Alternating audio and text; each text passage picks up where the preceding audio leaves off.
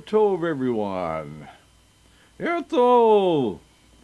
Welcome to the House of Seven Beggars. It is Monday night. It is 8 p.m. here on the east side of the United States, here in the diaspora. Of course, this is the House of Seven Beggars. Therefore, it must be Zeyde's Story Corner. That's right, Zeyde's Story Corner. Once again, we are back to tell the from Helm. Yes, to tell the stories from Helm, from the book The Silly World of Helm. It's been a wonderful book. Yeah, it has been. It's been a wonderful book, and which I think, with what's going on in the world today, we all kind of need to just, take a break and listen to some stories, have some laughs, even if they are at some people's expense. What you looking at me for? Nothing. Maybe just because of the little story that you told last week. Well, I told you. Okay, well, we won't go into that anyway. So let's see who we have in the chat room. We have Donald, we have Veronica, Marshall, Kirsty Lynn, and Shoshi so far. And more to come. Yep, of course, always more to come. I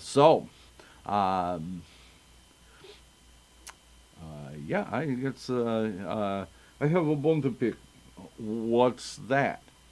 On Shabbat, you told the story. Yes, I did. I told the story from Rabbi Nachman of Breslov, which was called, if I can, it's right there. I know it's right there. Okay.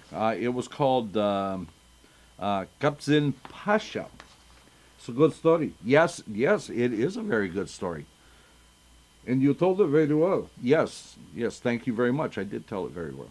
Don't step on my shtick. Oh, goodness. Okay, I will check with you before I tell any more stories. Yeah, that's my shtick. Yeah, I understand that's your shtick. Okay, so just watch it. Okay. I will pass it before you from now on, and you can let me know that it's okay if I tell the story. Very good. Okay. So we should probably get on to let you tell your stories. It's a good idea. Yeah. Okay. So let us get you onto your camera.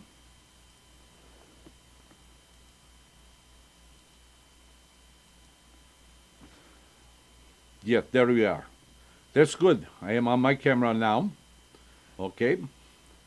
So I don't step on your shtick. You don't step on my shtick. Got it? Yes, I got it. Very clear. Thank you very much. Okay. So we are going to tell the story. This one is called The Debate, which I think we had one last week. It was a debate. Yes, we did. That's true. It was the one with the old sage of Helm and the Pope. I think it was. Yes, I think it was. Okay, so why don't you go ahead and tell? Okay, so we have another debate going. And this one is called simply The Debate. Not the debate too, just the debate. Okay, so once upon a time, the little village of Helm was overrun by a band of Cossacks. Tui. To add to the discomfort of the people of Helm, the leader of the Cossacks, Tui, said, I have heard you are a very smart people. Well, one of my men is a great scholar of Hebrew folklore. My men and I will leave if one of you can debate and win against my scholar. If you offer no one to debate him, we will deem it an insult and beat every one of you before we leave. Nice guys, huh? Yeah. Nice guys, those Cossacks. Cossacks. Pfui. Okay, anyway. So, everyone was frightened. No one stepped forward. Finally, little Mottle, the tailor, raised his hand and said, I will debate this scholar. Mottle, our tailor, will debate the Cossack scholar? Pui! They all gasped. What does he know? Everyone was frightened, but there was no one else who dared speak. The Cossack scholar stepped forward and said, All right, my friend, you may ask me anything about your people, your language, your culture. Go ahead. Muttle cleared his throat nervously and asked, What is the meaning of the Hebrew words Lo Yadati?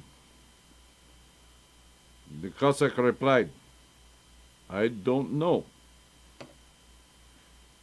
Muttle turned sympathetically and said, I guess you did not hear me too well. Let me phrase it a little differently. What do we mean when one Hebrew says to another, loyalty? The Cossack shouted angrily, I don't know. The leader of the Cossacks turned to his scholar and shouted, Tell the man what loyalty means. The Cossack scholar sighed. Oh, great leader, it means I don't know. The Cossack leader turned with anger, struck the Cossack scholar with his whip, and apologized to the citizens of Chelm. He called to his men, who pulled up their horses and galloped out of the village. As the dust settled in the distance, the sage of Helm asked Muttle, How could you be so sure that he would not know what loyalty means? Oh, smiled Muttle. The other day, I looked it up in the dictionary, and next to it was written, I don't know. Now, if the dictionary admits it does not know, how would the Cossack? Okay, just in your Lodaditi actually means I don't know. Okay. It's a good one, huh? Okay. This one is called The Dentist. There's a bunch of dentist and doctor stories in Helm. Okay, so here's the first one. The Dentist. Once upon a time, in the village of Helm, Shlomo, the most stubborn man in the village, had a terrible toothache. Listen, exclaimed his wife, why don't you go to the sage of Helm and ask him what you should do? Shlomo could not stand the pain any longer. He ran to the... You had something like that about 6 months ago. Yes, I did. Thank you for reminding me of that.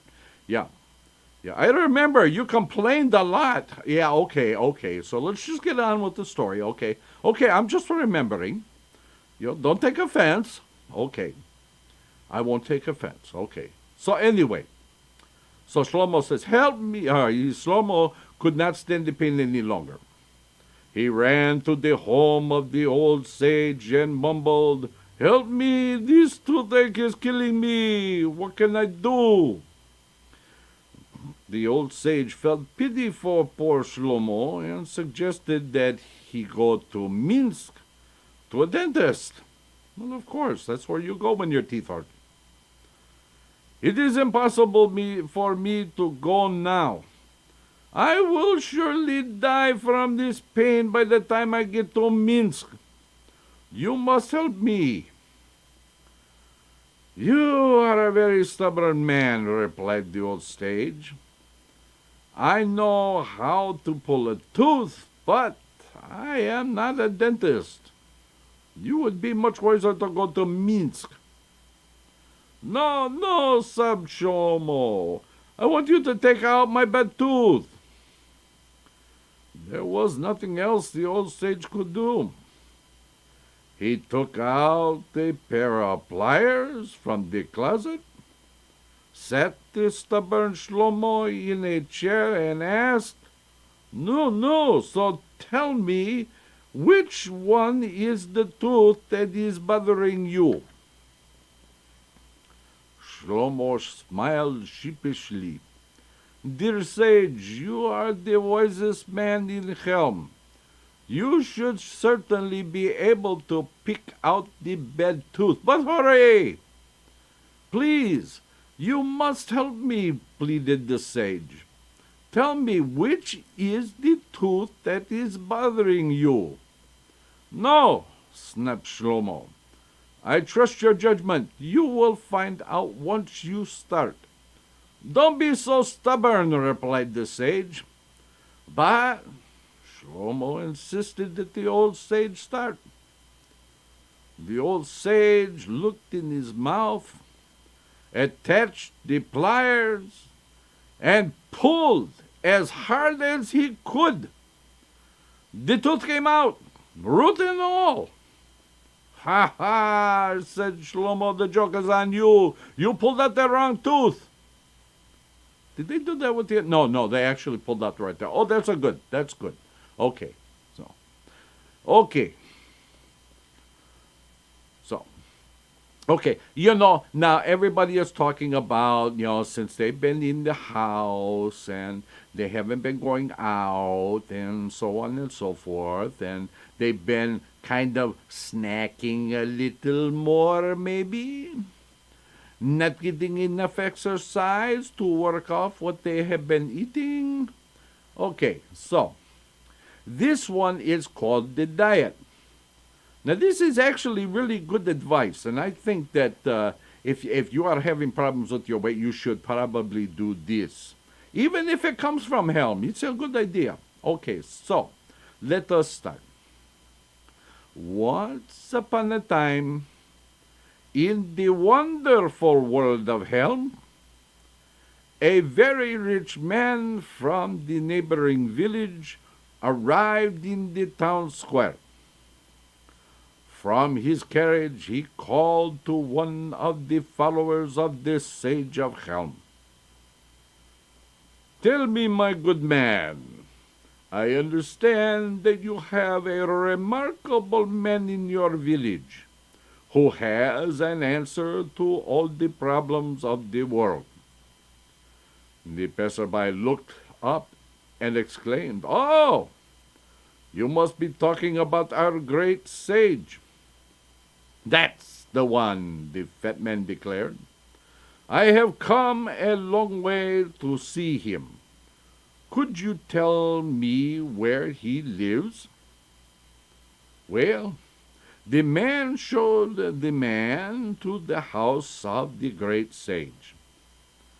The man knocked, and the old sage came to the door. "They say you are the wisest man in Helm," the man said. The sage nodded modestly as the man continued. "I have gone to the finest doctors in Europe, who have prescribed the most expensive medicines that money can buy so that I should lose weight. But nothing has helped. I am willing to give the man who helps me lose all this weight half of my fortune." The sage smiled warmly. "This may be possible. Only, you must remember," the rich man said, I refuse to take any more medicine. They make me sick. Can I lose all of this weight in spite of that fact? The old sage smiled once more and said, "Come into my house. I have just what you need." The men followed the old sage into the house and sat down. The sage went to the closet and took out a huge bottle of pills and handed them to the fat man. "Now wait a minute. I told you I did not want to take any more medicine," the man shouted. "Okay, you ready for this? Here is the diet. They are not for you to take as medicine," the old sage smiled. "You must take this jar of pills, spill them on the floor twice a day, then pick them up one at a time. I will guarantee you that within a month, the two of you will have lost sufficiently weight to make you happy." The wealthy man took the pills and followed the old sage's advice. In a month, he returned, considerably slimmer, and carrying a bag full of gold. "Indeed, not only are you the wisest man in Chelm, I think you are the wisest man in the world," the man said. "I lost all the weight that I wanted, so here is half my fortune, as I promised, to help you, the poor of your village. Thank you again." The man left happy and pleased. And until this very day in Chelm, when anybody wants to lose weight, all they do is take a bottle of pills, spill them on the floor twice a day, and pick them up one at a time. There you go. Now, how easy of a diet is that? There you go. You could probably, now let's not go there. But I was just going to, no. Let's just go on with the stories. Okay. I was just going to suggest, now, never mind. Okay. This one is called The Doctor. Once upon a time, in the village of Chelm, the sage, the most important man in the town, became ill. Oh my goodness, God forbid. A very important doctor from Moscow was called to his bedside. The doctor arrived with his doctor's bag and immediately was taken to see the sage. "Oh, doctor," the sage's wife exclaimed, "please see what you can do to ease his pain." The doctor reassured her and said, "I must first examine him privately." He closed the door behind him. The minutes passed. Suddenly, the door opened and the doctor called to the old sage's wife, "I don't like the looks of him. Quick, get me a saw." The sage's wife ran to the tool shed and returned with a saw. The doctor disappeared behind the door once more as precious minutes ticked by. Then, suddenly, the door opened again. The doctor looked out and said, "Quick, get me a hammer and chisel." The sage's wife ran to the tool shed once more and returned with a hammer and chisel. She handed them to the doctor, who disappeared behind the door once more. More precious minutes ticked by. The doctor opened the door once more and looked out. "Please, get me a huge crowbar immediately." The sage's wife returned to the tool shed with a huge crowbar and handed it to the doctor. By this time, she was in tears. "Oh, doctor, please tell me, is it that serious?" The doctor looked at her with great concern. "I really don't know what he has." The sage's wife was surprised. "What do you mean you don't know what he has?" "I said I don't know what he has," the doctor snapped back sharply. "What do you mean you don't know?" "I said I don't know because I haven't examined him yet." "If you didn't examine him yet, why did you ask for the saw, the hammer and chisel, and the crowbar?" "Why?" shrieked the doctor. "Because I need them to get into my doctor's bag." So, dear readers, if you ever pass through the village of Helm, you will notice that every doctor makes house calls carrying a saw, a hammer and chisel, and a crowbar until this day. Okay. This one is called The Doctor 2. I guess this is a sequel to the first one. I don't know if it's a sequel. Sometimes these things are a little out of our... Well, yeah, we shall see. Okay, so The Doctor 2. Not as in also, but the number 2. Okay, so here we go. Once upon a time, in the silly world of Helm, a young doctor came to the village. The young man opened his office in a little store near the center of town. And so it happened when Velvel and Yankel were riding their wagon and a wheel came off, both men were thrown to the ground and injured their shoulders. "Aren't we lucky?" exclaimed Velvel. "Just the other day a doctor moved into our village, and here we are today, hurt in an accident. It must have been divine providence. Come, let us go to the doctor's office so he can see if we broke any bones." The two men entered the doctor's office and told him what had happened. "It looks like a dislocated shoulder," the young doctor exclaimed as he began to work on Velvel, who was in a great pain. He moved the arm forward and backwards, and Velvel screamed to the rooftops, gritting his teeth in pain. In a few seconds he stopped working the arm and announced, "You'll feel better in a few days. The bones are now in place."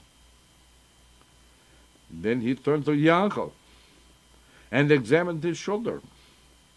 He began moving the arm up and down, to the left and then to the right. But Yankel did not make a sound. The two men paid the doctor and left his office. "Tell me," exclaimed Velvel to his friend. "He worked on my shoulder and the pain was impossible to bear. Then he worked on your shoulder and you didn't make a sound. You must have tremendous stamina."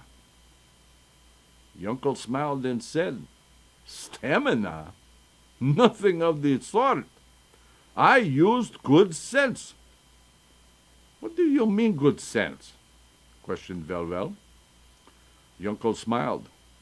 "Do you think I was crazy enough to let him touch the shoulder I injured?"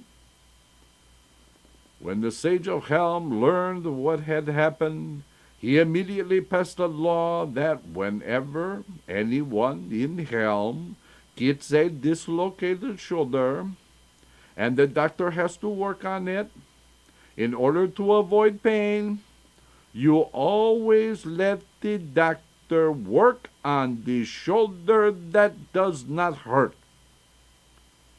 The reason behind this was, by the time the doctor gets through with the shoulder, the pain in the uninjured shoulder will be the same as in the shoulder that was hurt. And so, from that day on, in the village of Helm, whenever anyone had an injured shoulder, the doctor worked on the one that didn't hurt. I am going to tell your doctor that one. Yeah, I bet you are. Yeah, I bet you he would probably appreciate that. So I know he's got a good sense of humor. He would probably like this. Okay, good. Yes. Hopefully we won't have to go to see the doctor for a long time. From your mouth to his ear. Right? Yes, right. Okay. Okay, so this story, we do one more story and then we take our break, eh? Okay. This story is called The Doctor 3. So we had the first doctor, and then the Doctor 2, and now the Doctor 3. Okay. Once upon a time, in the wonderful world of Helm, Motto was not feeling well and went to the old sage of Helm. "You should see a doctor," the old sage exclaimed. "In fact, in the next village, there is a wonderful doctor. He is what they call a specialist." "A specialist?" questioned Muttle. "What kind of specialist?" "Oh, he is a wonderful man. I knew some friends who went to see him. They were at death's door, and he pulled them through." "Incredible!" exclaimed the Muttle. "I will leave this very moment for the village." He ran home, hitched up his little horse and wagon, and set out for the next village. When he arrived a few hours later, he entered the office of Dr. Cronky. The doctor examined him carefully and then explained, "Your problem is not as great as you think. Get more rest and eat proper food." Muttle sighed and asked, "But why does my left leg pain me when I try to walk?" "That you cannot help, you see. That is old age setting in." Muttle sighed. "No? So my right leg isn't as old?" The doctor smiled warmly and said, "All right. Now just take good care of yourself and you will feel better. That will be 50 rubles, please." "50 rubles!" shouted Muttle. "Why so much?" "Well," the doctor began, "you must understand. I am a specialist. I am one of the leading doctors in all of Minsk. My patients come from all over the world." "Listen," sighed Muttle. "I'll give you 2 rubles, and not a kopeck more." "You are trying to make a fool out of me. My price is 50 rubles for the first visit," shouted the doctor. "But the doctor in Helm only charges me 2 rubles for a visit." "You have to understand, my friend," exclaimed the doctor. "I am a specialist. I am the top man in my field. Listen, doctor, pleaded Mottle. The truth is, I can barely afford the 2 rubles. Tell me, demanded the doctor, why did you come to me, a specialist? You knew I would be expensive, so why didn't you go to your doctor in Helm?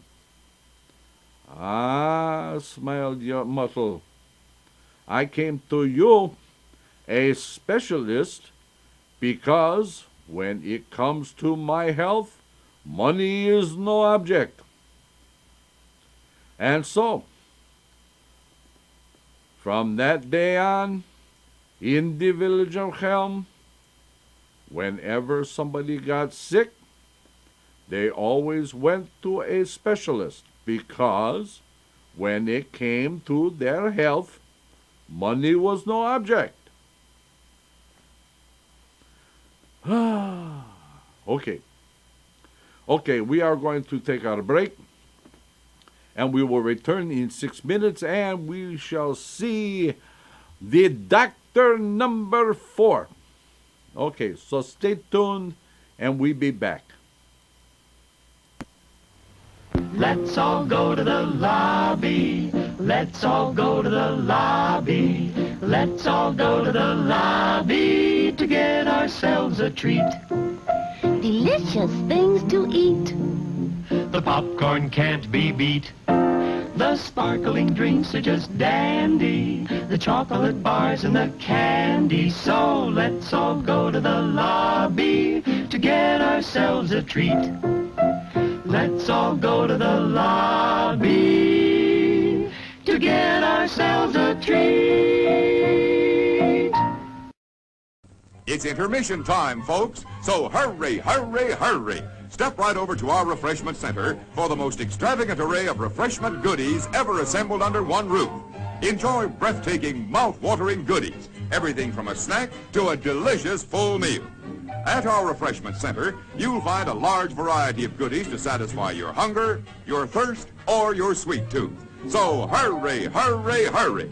Visit our refreshment center now. The show starts in 5 minutes.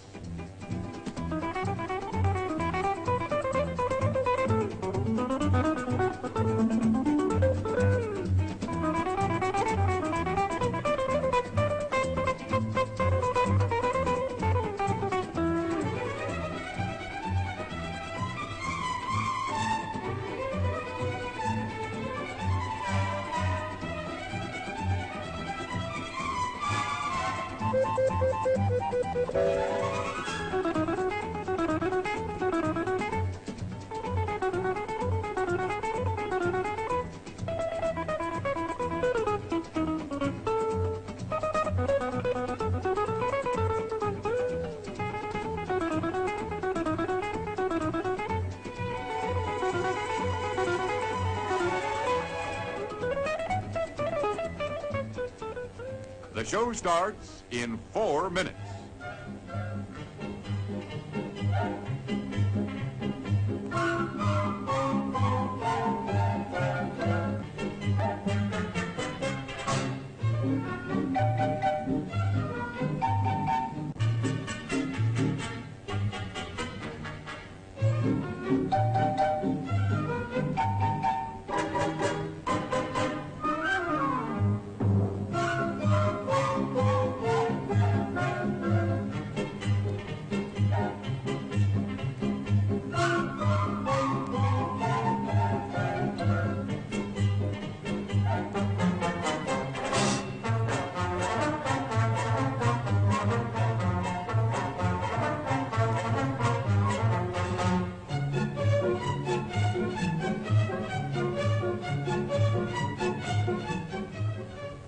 The show starts in 3 minutes.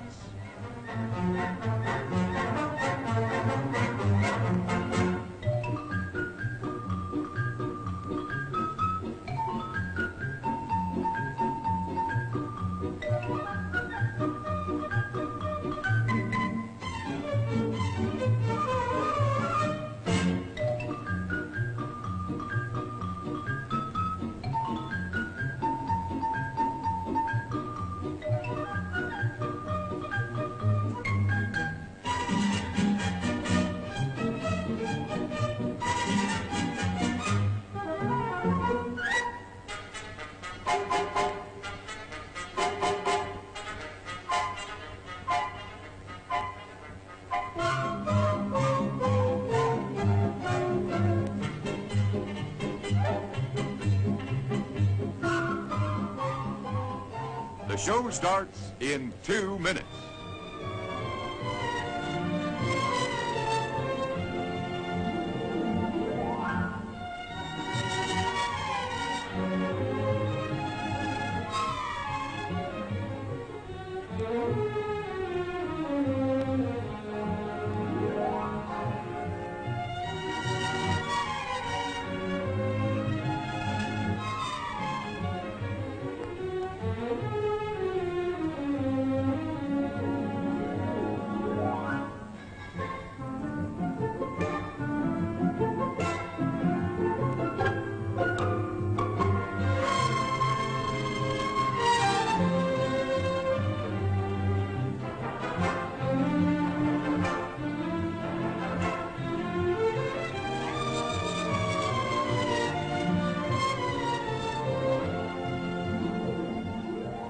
The show starts in 1 minute.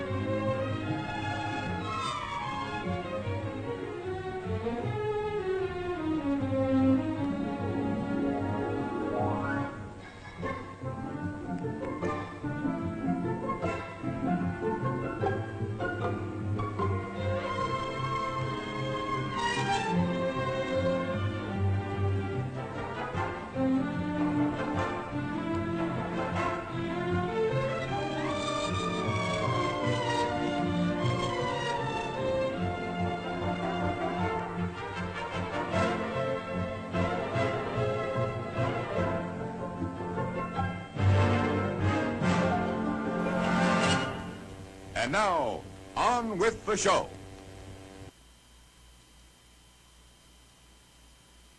And we are back. Okay. You know, there are times I have to just think to myself. I mean, not recently, but there are times, okay, times when what? You know, I think, you know, Helmites to the left of me, Helmites to the right of me, and here I am, stuck in the middle with you. Oh, very funny. Very, very funny. Yeah, I was listening to classic rock today. Yeah, okay, I get it. Okay. So why don't you continue on with these the stories? Okay, so here we are, stuck in the middle with you. Okay, so this one is called Deductor number 4. I think they should have better reversed the order. Well, that's the order they're in, so we read them in the order they're in. Yeah, I'm just saying. Okay, you'll find out why. Okay. Once upon a time, in the little village of Helm, Muttel the tailor complained to his wife that he was not feeling too well. Why don't you go see the doctor? His wife suggested. I'll go as soon as I feel better, he sighed. You fool, she shouted. You are supposed to go to the doctor when you feel ill. Muttle sighed. I think I better go to the sage of Helm and ask his advice. He walked out of the house to the home of the old sage. Indeed, said the sage, I agree with your wife. You should see a doctor, and I would suggest that you go to a doctor in Minsk. This is a wonderful doctor. I have heard that when people are at death's door, he can pull them through. Oh, of course, this is the doctor I must see, said Muttle. As he prepared to leave, the old sage called after him, Muttle, I have to tell you something about the doctor. He is very expensive. He charges 25 kopecks for the first visit, and then 10 kopecks for every visit after. See, he's cheaper than the other one. He was 50 rubles. Yeah, I get it. These guys only 25 kopecks. He's cheaper. And he's still a good doctor, huh? How about that? Okay, so anyway, I understand Motel came back as he mounted his donkey for the journey to Minsk. As Motel rode to Minsk, he thought to himself, listen, if the doctor charges 25 kopecks for the first visit and 10 kopecks for the second visit, how would he know this is my first visit? If he is such a fine doctor, he must have a number of patients. So, if I walk in and say, hello, doctor, it's good to see you again, he will think this is my second visit and only charge me 10 kopecks. I am a poor man, and I am sure the 15 kopecks I will have saved will be a great comfort to my dear wife.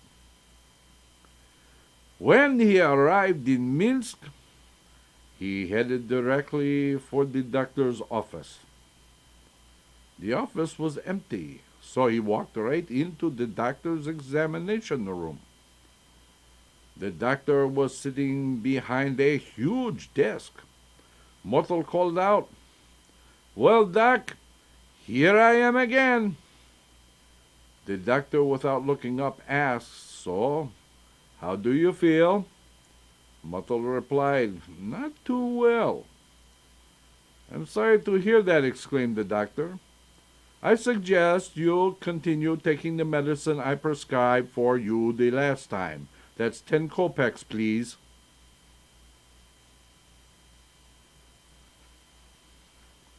That was a good one. That was a good one, yeah. Okay. Okay, so now we are out of the doctor world, and now we go on to something a little more practical. Okay, well, at least we think it's going to be more practical.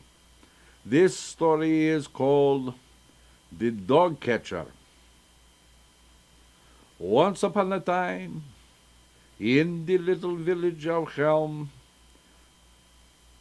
there were so many dogs on the street that the citizens went to the old sage of Helm to ask his guidance. The old sage listened to the complaint and then announced, we will issue a license to everyone who owns a dog for a small fee of 2 kopecks. In that way, we will be able to control the number of dogs in Helm. And so it was. Everybody in Helm who owned a dog had to go to the village hall to purchase a license. And so the years passed. The custom continued. In the house of Kalman, the dog was owned by his son. Every year, the son would go to the village hall to purchase a license for the little dog. Until one day, he decided to get married. Oh, mazel tov. A short time later, he moved out of the house he grew up in and went to Minsk to seek his fortune with his bride and the little dog. However, since those in the village hall knew old Kalman always had a dog on his farm, and each year a license would be purchased for the dog, they immediately sent out Yonkel, the local police officer, to inform Kalman that he was breaking the law by not purchasing the 2 kopek license for his dog. Old Kalman was not home, but his wife was. She was very disturbed to think anyone would think they were breaking the law. So she gave the official the 2 kopecks for the license, then ran to her husband who was working in the field. She told her husband, Yankel, the official, came to the house and said we were lawbreakers because we didn't get a license for the dog. Indeed, exclaimed the old man. This is a scandal. But wait a minute. First of all, how are we breaking the law since we don't have a dog anymore? This is a case for the old sage to unravel. Suddenly she became frightened and decided not to tell her husband she had purchased the license from the official. Nevertheless, the following day, the two ran to the home of the old sage of Helm to explain the problem. We are not lawbreakers, the old man exclaimed. First of all, they issued the summons to me, but I do not, nor did I ever, own a dog. The dog belonged to my son. Every year, he would get a license for the dog. He was very law-abiding son. But now, he has moved out with the dog. Why should I have to buy a license for a dog I do not have? The old sage shook his head understandably. You must not worry, he explained. I will see the people in the village hall tomorrow afternoon and explain your problem. Indeed, you are not guilty of breaking the law. And so, the very next day, the old sage went to the village hall to plead the case for old Coleman. My friends, how could you accuse such a person who is a good and law-abiding? First of all, he never owned the dog. It belonged to his son. And second of all, the dog is no longer on the farm. The members of the village hall listened with interest, then asked the old sage, what you say may well be true, but then why did his wife buy a license for the dog you claim they never owned and is not even on the farm at this time? The old sage was puzzled. This I do not understand. The head dog catcher explained. When we sent our official to the house with the summons, Coleman's wife gave him 2 kopecks for the license. Now, surely she would not have given the official the money if she did not have the dog on the farm. Obviously, they must have had the dog hidden away someplace. The old sage was puzzled even more. He quickly ran out to old Coleman's farm for an explanation. Tell me, why did you buy a license for a dog you do not own, nor is even here? Old Coleman looked perplexed. But before he could say a word, his wife explained, I purchased the license when the official came to the door. I was frightened and embarrassed. I did not want them to think we would be lawbreakers. Oh, exclaimed the sage. Then everything is settled. I will notify the officials that the problem is worked out, and possibly get your 2 kopecks back. The sage left the farm singing with relief, but thinking how complicated life's problems could become. The following day, the old sage went to the village hall to explain what had happened. And surely you can now understand they are not lawbreakers. The village officials shied. But now they really are lawbreakers. Who ever heard of buying a license for a dog you do not own? It's a fraud. Coleman indeed is now a real lawbreaker. The old sage pondered the rhetoric for a few minutes and then sighed. You know something? You're right. However, the solution is so simple. His son, Motul, will simply have to move back from Minsk, where he is now living, and bring his dog, wife, and furniture with him. Then everything will be set right once more. After all, no son would want to see his father as a lawbreaker.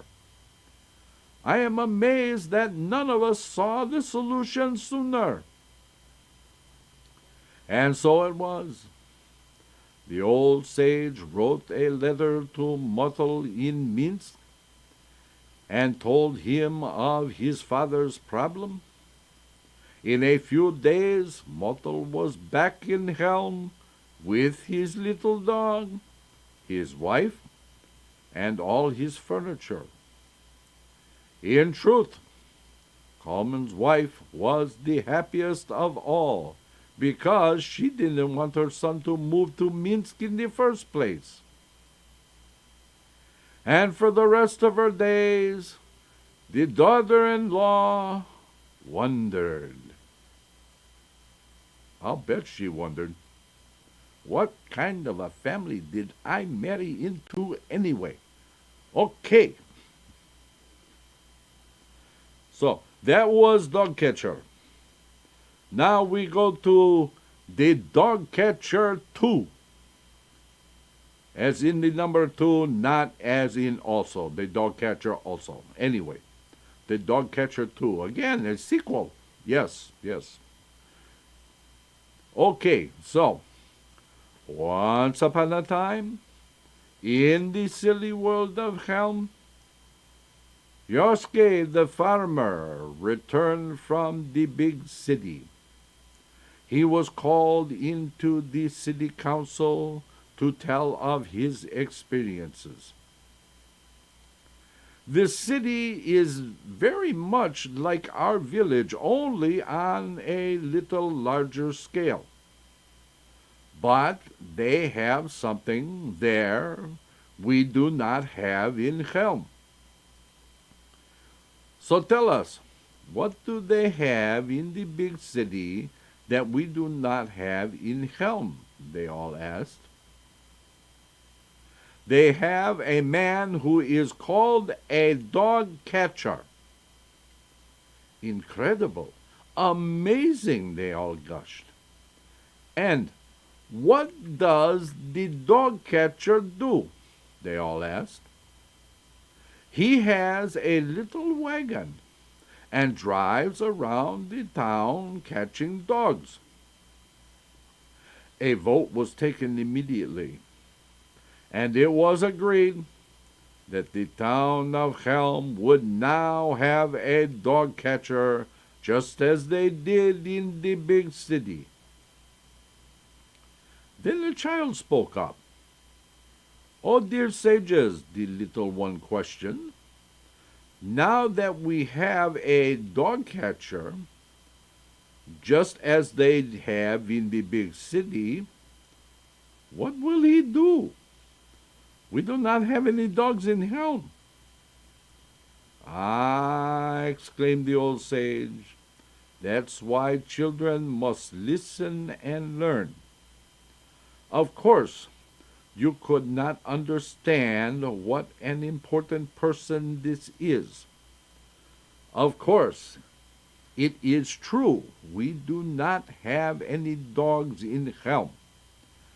That is the purpose of a dog catcher. His job will be to go out and catch some.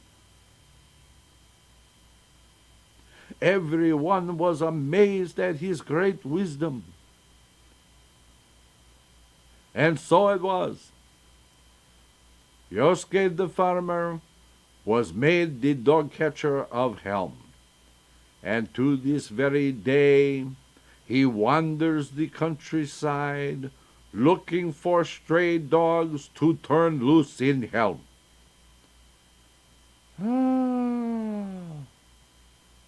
Okay. Okay, we have time for one more. And you might remember this. This is a story that's been told many different versions, but it is all usually the same. This one is called The Donkey Dilemma. Once upon a time, an older man from Helm decided to take his grandson to the next village to purchase a new suit. He bridled up his donkey and got on the animal. Then he lifted his grandson onto the donkey. As they rode along, they came upon a group of travelers. "Look at that!" one of the men shouted. "A grown man and child on that poor donkey. You cruel man! Don't you have a heart? That load is too heavy for the poor animal." The old man apologized and got off the donkey. His grandson remained on it as he led the donkey down the road. After they had gone a short distance, they came upon another group of travelers. "Look at that!" they shouted. "The poor old man has to walk while the healthy child rides astride the donkey."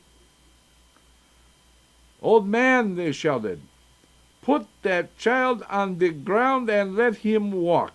He is younger, and the walk will strengthen his muscles. You should ride." The old man lifted the child off the donkey. He got back on, and they continued down the road for another mile or so, when they came upon another group of travelers. Who didn't see this coming, huh? Okay. "Look at that!" they shouted. "The poor child walks, and the old man rides. How cruel he is! You should be ashamed of yourself." The old man was in a quandary and decided it would be best if he walked next to his grandson. He took hold of the bridle and led the donkey. Finally, they arrived in the village. As they entered the town square, a group of villagers began to laugh. "Look at that foolish man! He has a donkey, and he doesn't even use it." And so, from that day on, in the little village of Helm, anytime anyone has to go to the next village to purchase clothing for a child, they had to carry the donkey.